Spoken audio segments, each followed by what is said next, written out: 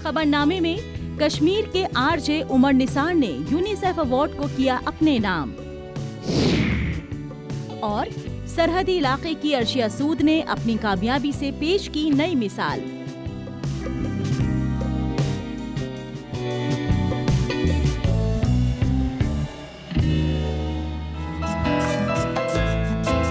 ये है जम्मू कश्मीर के पुलवामा जिले से ताल्लुक रखने वाले उमर निसार। रेडियो जॉकी के तौर पर अपनी अलग शिनाख्त कायम कर चुके उमर निसार को गुज़िश्ता दिनों यूनिसेफ की जानिब से बेस्ट कंटेंट अवार्ड से नवाजा गया है। कोविड पैंडेमिक के दरमियान बेस्ट स्टोरी टेलिंग के लिए उन्हें ये अवार्ड मिला है। रेडियो फॉर चाइल्ड प्रोग्राम के तहत प्राइवेट एफएम और ऑल इंडिया रेडियो के जिन 80 लोगों को इसके लिए मुंतखब किया गया, उसमें उमर निसार भी शामिल हैं।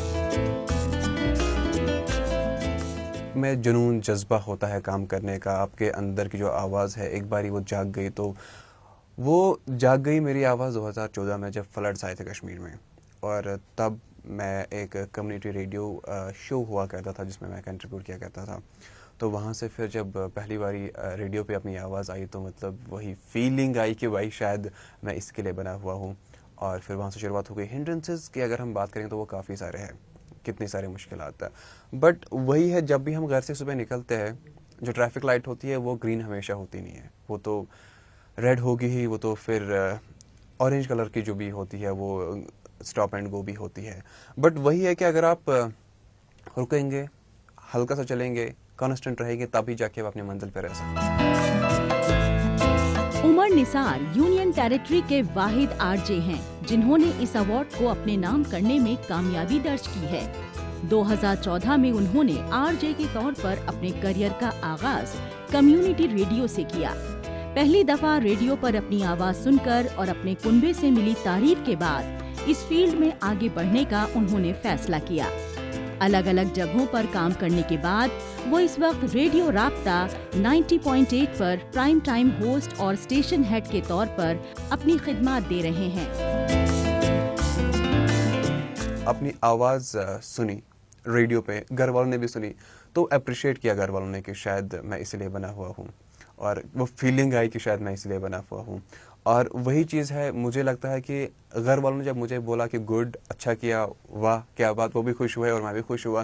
वो जो छोटी सी अप्रिसिएशन थी मेरे लिए, उसने मुझे, मैं कहूँगा कि एक रेडियो जॉकी बनाया। जैसे जिस बंदे ने इलेक्ट्रिक बल्ब बनाया, थॉमस अल्वा एडिसन, उसको भी तो स्कूल से निकाला गया था, उसको भी तो बोला गया था कि he is mentally ill, but घर वालों ने, उसके अपनी माँ ने बोला था ये कि स्कूल वालों ने जो चिट्ठी दी इस पर लिखा है कि आप जीनियस हो।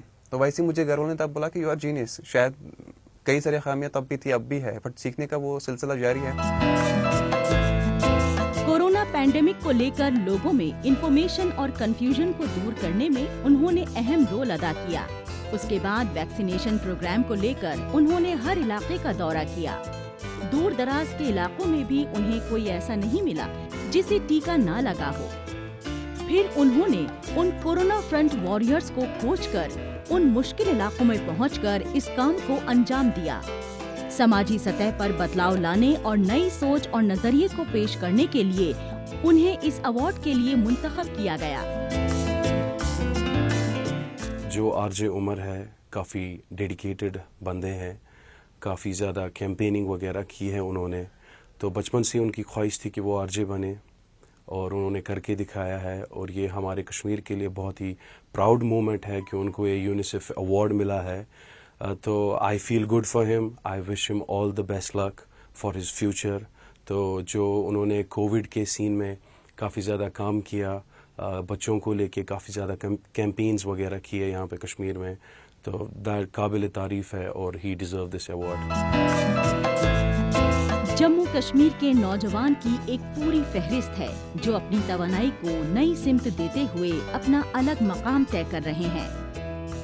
वो अपनी कामयाबी से दूसरों के लिए मिसाल पेश कर रहे हैं और उन्हें नई राह दिखा रहे हैं।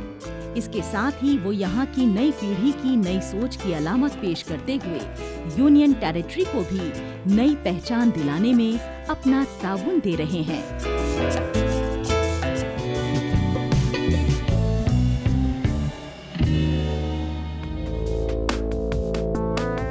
जम्मू कश्मीर के सरहदी जिलों में से एक राजौरी जिले में बच्चे अपने मुस्तकबिल को लेकर कोशां हैं। वो आला तालीम हासिल करते हुए अपना अलग मकाम हासिल भी कर रहे हैं। डॉक्टर अर्शिया सूद उसी में से एक हैं। कंप्यूटर एप्लीकेशंस में डिग्री हासिल कर चुकी अर्शिया इस छोटे से जिले से निकलकर स्वीडन पहुंची। वहां पर वो post doctoral research associate in nuclear spectroscopy division में रिसर्चर के तौर पर काम कर रही हैं। मेरा जो ड्रीम था वो पीएचडी न्यूक्लियर फिजिक्स में करने का था, पीएचडी एक्सपेरिमेंटल न्यूक्लियर फिजिक्स में, इसलिए मैंने Indian institute of technology Ropar को चूज़ किया और मैंने अपना पीएचडी 2015 में स्टार्ट किया Indian institute of technology Ropar से और 2020 में मैंने अपना पीएचडी कंप्लीट किया।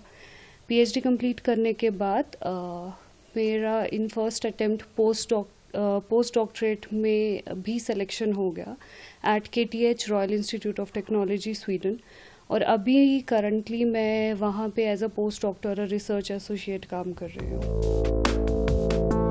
अर्शिया सूद शुरू से ही तालीमी शोबे में खुद को अव्वल साबित करती रही हैं।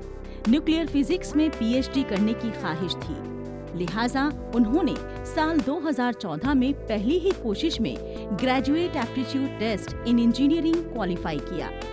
वो 3 IIT कॉलेज में दाखिले के लिए शॉर्टलिस्ट भी हुई और उन्होंने रोपर से अपनी डिग्री हासिल करने का फैसला किया। वो inter university accelerator centre IUC नई दिल्ली में कई रिसर्च को परफॉर्म कर चुकी हैं। यहाँ पे बहुत से अच्छे रिसर्चर्स हैं जिनका बहुत अच्छा प्रोफाइल्स है, जिन्होंने बहुत से पेटेंट्स फाइल किया हुआ है, जिनका रिसर्च वर्क बहुत अच्छा है, जो अब्रॉड कॉन्फ्रेंसेस में जाके बाबा गुलाम शाह यूनिवर्सिटी को रिप्रेजेंट कर रहे हैं। क्योंकि हम लोग भी अपना जॉब कर रहे हैं, हम लोग भी एक तरह से राजौरी को ही रिप्रेजेंट कर रहे हैं at the international level in fact. But अगर इनको भी फेलिसिटेट किया जाए तो एक बूस्ट मिलेगा, लोगों को ये पता चलेगा कि एकेडमी और रिसर्च भी एक अच्छा फील्ड है और वहाँ पे भी जाने की ज़रूरत है। पेरेंट्स के लिए, इस कॉलेज के लिए, हमारे राजौरी के डिस्ट्रिक्ट के लिए और हम टीचर्स के लिए जिनके पास वो बच्ची पढ़ी है, ये वाकई हमारे लिए गौरव की बात है और फ़ख्र की बात है और इससे हम ऊपर वाले का शुक्र भी अदा करते हैं कि अल्लाह ताला ने हमें ये तौफीक दी कि हमने उस बच्ची को पढ़ाया और उस बच्ची ने एक्सेल किया और हमारी ये दुआ यही है कि वो और बड़ी बड़ी मंजिलें जो है वह तय करती रहे और हम चाहेंगे कि वो किसी अच्छे इंस्टीट्यूट के अंदर एक मुअल्लमा की हैसियत से काम करे और उससे और लोग मुस्तफ़ीद हों। यही सबसे बड़ी कंट्रीब्यूशन माशरे के अंदर होती है। जम्मू कश्मीर में तालीमी माहौल को तैयार करने और यहाँ के बच्चों में टैलेंट को फरोग देने पर तवज्जो मरकूज की जा रही है। गवर्नमेंट कॉलेज में इंफ्रास्ट्रक्चर को मजबूत बनाने के साथ ही तालीम मुहैया कराने में प्रैक्टिकल अप्रोच अपनाई जा रही है। इसका कुदरती तौर पर बच्चों को फायदा हो रहा है। बेहतर माहौल और बेहतर तालीम मुहैया कराने का ही नतीजा है कि यहाँ के बच्चे कामयाबी की नई इबारत लिख रहे हैं। मैं ये फ़ख्र से कहूँगा कि हमारे कॉलेज के लिए, हमारे राजौरी के लिए ये फ़ख्र की बात है कि वो फर्स्ट लड़की है जिसने post doctoral research associate nuclear division जो है वो स्वीडन से की है। ये post doctoral research associate nuclear division जो है ये पहली लड़की है जिसने स्वीडन से यहाँ किया। ये हमारे लिए फ़ख्र की बात है और हमारे बच्चों के लिए, हमारे स्टूडेंट्स के लिए, चाहे वो UG के हैं चाहे PG के हैं, उनके लिए एक इंस्पिरेशन की बात है और उनको उससे सीखना चाहिए। इसकी बड़ी बहन जो है वो भी यहाँ हमारे कॉलेज की स्टूडेंट रही है और आज बाबा गुलाम शाह बादशाह यूनिवर्सिटी में वो प्रोफेसर है। अर्शिया सूद की कामयाबी यहाँ की नई पीढ़ी के लिए एक मिसाल है। राजौरी जैसे सरहदी इलाके में रहते हुए उन्होंने न सिर्फ अपने ख्वाब को यकीनी बनाया बल्कि अपने कुनबे के लोगों को फख्र का एहसास भी करा रही हैं। उनकी कामयाबी से यहाँ के बच्चे तरगीब हासिल कर रहे हैं और उनके नक्शे कदम पर चलते हुए खुद को उस मकाम तक पहुँचा सकते हैं जहाँ पर अर्शिया सूद आज हैं। यहाँ के बच्चों के टैलेंट को निखारने के लिए हर सतह पर इक़दामात किए जा रहे हैं।